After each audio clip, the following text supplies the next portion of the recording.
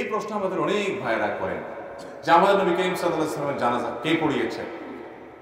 মনে হয় যে খুব জটিল প্রশ্ন করে ফেলেছেন। ভাই, নবী করিম সাল্লাল্লাহু আলাইহি ওয়াসাল্লামের জানাজার কোনো জামাত হয় নাই, এজন্য কে পড়িয়েছেন এই প্রশ্ন অবান্তর। তার জানাজাটা সবাই যার যার মতো ব্যক্তিগতভাবে পড়েছেন। তার লাশ রাখা ছিল, একজন একজন করে পড়ে পড়ে চলে গেছে। এখন প্রশ্ন হলো, কেন তার জানাজার জামাত হয়নি, কেন ইমামতি করে সবাই মিলে পড়েন নাই? এর অনেক কারণ থাকতে পারে। মুহাদ্দিসিন ইকরাম, মুহাক্কিক উলামা ইকরাম বিভিন্ন রকমের তাদের গবেষণার ফল তারা প্রকাশ করেছেন তখনকার বিভিন্ন প্রেক্ষাপট, বিভিন্ন বর্ণনার আলোকে। তার মধ্যে একটা হলো নবী করিম সাল্লাল্লাহু আলাইহি সাল্লামের যে শ্রেষ্ঠত্ব, তার যে বড়ত্ব, তিনি যতদিন বেঁচে ছিলেন কোনোদিন তার সামনে কেউ ইমামতি করেনি। তিনি অসুস্থ হয়ে গেছেন যখন, দুজন সাহাবীর কাঁধে ভর করে যখন মসজিদে নববীতে আসছেন, আলী এবং আব্বাস রাদিয়াল্লাহু তাআলা কাঁধে ভর করে, পায়ে হাঁটার শক্তি নেই, তাদের শরীরে ভার ছেড়ে দিয়ে পাও টানতে টানতে আসছেন, ইমামতি করার শক্তি নেই। ইশারা দিয়েছেন আবু বকরকে নামাজ পড়ানোর জন্য। আবু বকর রাদিয়াল্লাহু তাআলা নামাজ পড়াতে পারেন না, যে নবীর সামনে কিভাবে ইমামতি করবে। আমাদের আয়েশা রাদিয়াল্লাহু সুপারিশ করছেন, ইয়া রাসূলুল্লাহ, আমার বাপ নরম মনের মানুষ, আপনার সামনে ইমামতি করতে পারবে না, আপনাকে এত শ্রদ্ধা করে। তো নবী করিম সাল্লাল্লাহু আলাইহি ওয়াসাল্লাম নিজেই ইমামতি করেছেন, তার জীবদ্দশায় কেউ ইমামতি করেনি তার সামনে। এই জন্য তার লাশের ইমামতি করার হিম্মত কেউ করেন নাই, সাহাবা ইকরাম সিঙ্গেল সিঙ্গেল পড়েছেন।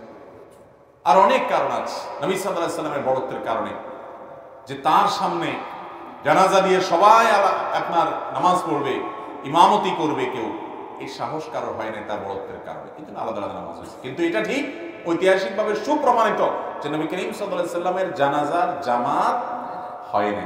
অনেকে বলে ওনার জানাজা হয় না, এটা ভুল। জানাজা হয়েছে, কিন্তু জানাজা হয়েছে সিঙ্গেল সিঙ্গেল। কথা কি বুঝাতে পারছি?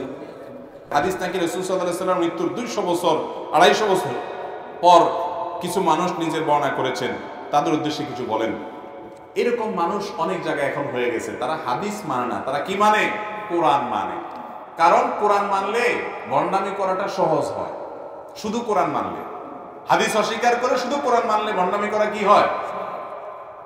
কারণ কোরআনে আল্লাহ তাআলা বলছেন নামাজ পড়ো, কিভাবে পড়ো আল্লাহ বলে নাই, তাহলে এবার ঘুরে ফেরা একটু পাগলামি করে কোন রকম বলা যায় যে নামাজ হয়ে গেছে, ঠিক না? ঠিক। কিন্তু হাদিস যখনই ধরতে যাবেন তখন দেখবেন যে তার মধ্যে এই সমস্ত পাগলামির কোনো সুযোগ, পরিষ্কার সবকিছু। শুধু কোরআন যদি মানলে যথেষ্ট হতো তো আল্লাহ তাআলা রাসূল পাঠাইতেন না। আল্লাহ কিতাবও পাঠাইছেন, রিজালও পাঠাইছেন, দুইটাকেই মানা ছাড়া ইসলাম মানা যাবে কোনোদিনই সম্ভব না। কিভাবে নামাজ পড়বেন? নামাজ কোরআনে তো বিস্তারিত বিবরণ নাই। অবশ্যই রাসূলের অনুসরণ করতে আল্লাহ রাসূল সাল্লাল্লাহু আলাইহি ওয়াসাল্লামকে বলেছেন তোমার প্রতি কোরআন নাজিল হয়েছে কেন? লিতুবাইয়িনা লিন-নাসি মা নুজিলা ইলাইহিম, যাতে করে মানুষের প্রতি যা নাজিল হয়েছে যাতে মানুষকে ব্যক্ত করে করে বুঝাই দিতে পারো। এই জন্য নবীজির কাজ হলো সেটা না করলে কখনো ভালো মুসলমান হওয়ার সুযোগ নাই। এরপর প্রশ্ন হলো, মিলাদুন নবী মাহফিলে এক হুজুর হাদিস থেকে প্রমাণ দেন মিলাদুন নবী আছে আর বাকি সব বেদাত। আবার সিরাতুন নবী মাহফিলে আরেক হুজুর এসে প্রমাণ দেন তারটা সঠিক, বাকি সব বেদাত। এখানে কোন পথ সঠিক, আমি কোনটা মানবো? আমি জেনারেল লাইনে শিক্ষিত ভাই, আমি এই সম্পর্কে বলি, আপনার প্রশ্ন শুনে মনে হয় আপনি ভাজা মাছটাও লেখাইতে পারেন না। আপনি তো সোজা সরল মানুষ, যে হুজুররা একজন আপনারা হাইকোর্ট দেখায়, আরেকজন সুপ্রিম কোর্ট দেখায়, আপনি কোন দিকে যাবেন কুল পাচ্ছেন না। আপনি জেনারেল শিক্ষিত মানুষ, আপনি কোরআন হাদিস সম্পর্কে আপনার ধারণা নাই। হুজুররা আপনারা একজনে একদিক বলে, এই জন্য আপনি এখন দিশেহারা, আপনি বিরক্ত, আপনার মেজাজ গরম, হুজুররা এত রকম কথা বলে কেন? বাহ, এটা আল্লাহরে যা বলিয়েন কিয়ামতের দিন, আল্লাহ আমার কি দোষ? এই মৌলবীরা একটা একদিকে টানছে, আমি কোন দিক যাব? মায়ের একটাও নিচে হবে না। আল্লাহ বলবে দুনিয়ার সব ঠিকই বুঝছো, শুধু ইসলামটার বেলা আপনি হুজুরদের দৌড় দিয়া বলছো, হ্যাঁ হুজুররা একটা বলে আমি কোনটা করব? ভাইরা আমার, এক এক হুজুর এক একটা বলবে, এটা স্বাভাবিক, এটা অস্বাভাবিক না। নবী করিম সাল্লাল্লাহু আলাইহি ওয়াসাল্লাম বলে গেছেন, ফাইন্নাহু মান ইয়াইশ মিনকুম বা'দি ফাসায়ারা ইখতিলাফান কাসীরা, আমার পরে যারা পৃথিবীতে বেঁচে থাকবা তোমরা দেখবা নানান মত, এক এক হুজুর এক একটা বলে, এরকম অনেক কিছু দেখবা তোমরা। ওই সময় আমরা কি করব? নবীজি বলে গেছেন না জানেন? তিনি বলে গেছেন ফালাইকুম বিসুন্নতি, তোমরা দেখবা আমি কি করছি, রাসূল সাল্লাল্লাহু আলাইহি ওয়াসাল্লাম কি করছে, কোন হুজুর কি বলে দেখো হুজুর কোরআন থেকে হাদিস থেকে রেফারেন্স দেয় কিনা, সম্ভব হলে মিলাও, বাংলা অনুবাদ হয়ে গেছে সব, এরপর তুমি সেটা অনুযায়ী আমল করো।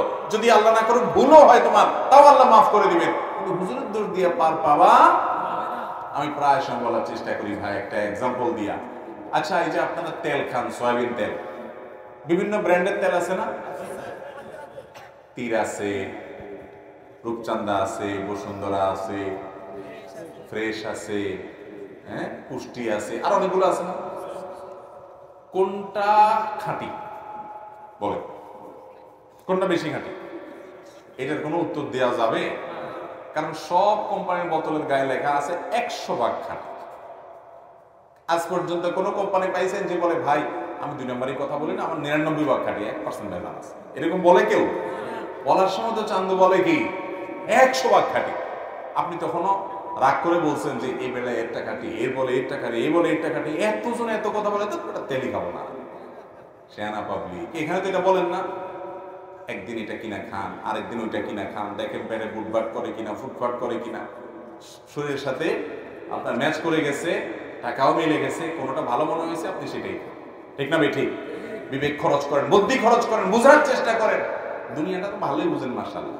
শুধু আখিরাতের বেলা আসলে, ইসলামের বেলা আসলে শুধু হুজুরদের গায়ে সব দোষ দিয়ে আপনি ফেরেশতা হয়ে যান।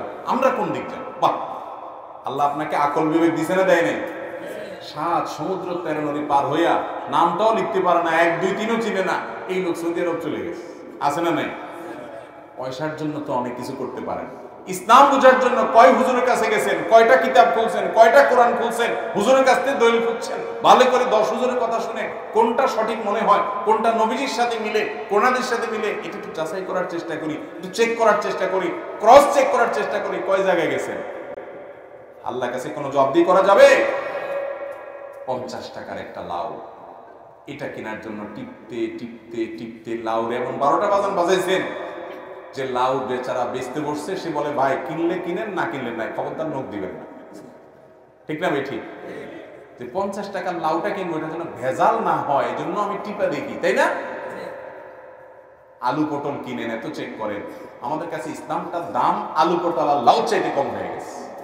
যে যাচাই করার দরকার, যাচাই বাছাই করার দরকার নাই, চেক করার দরকার নাই, চেক করার জন্য কষ্ট করতে রাজি না। লাউর পিছনে যত কষ্ট করি, যত টিপ দেই, হুজুরদেরকে এত টিপি টিপি দেখি না, হুজুরটা ঠিক না ওরটা ঠিক। ঠিক না ভাই? ঠিক। আল্লাহ আমাদেরকে বুঝার তৌফিক দান করুন।